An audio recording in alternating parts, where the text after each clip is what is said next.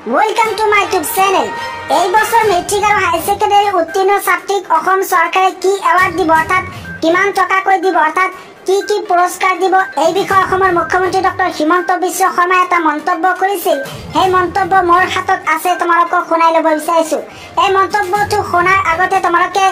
চেনেলটো সাবস্ক্ৰাইব কৰি থৈ দিবা যাতে এনেকুৱা ধৰণৰ ইনফৰমেশন তোমালোকে সদায় লাভ কৰিব পাৰা ছোৱালীয়ে মেট্ৰিক পাছ কৰিব সবটো কলেজত নাযাব ঘৰত টকা পইচাৰ অসুবিধা আছে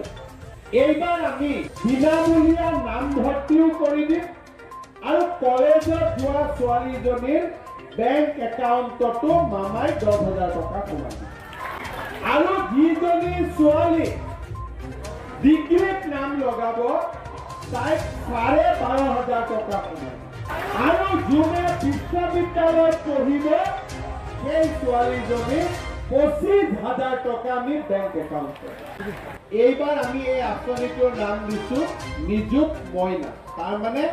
1 নিযুত মানে 10 লাখ 10 লাখ ছোৱালীক পঢ়াৰ খৰচ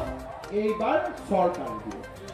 10 লাখ ছোৱালী পঢ়াৰ খৰচ চৰকাৰে দিব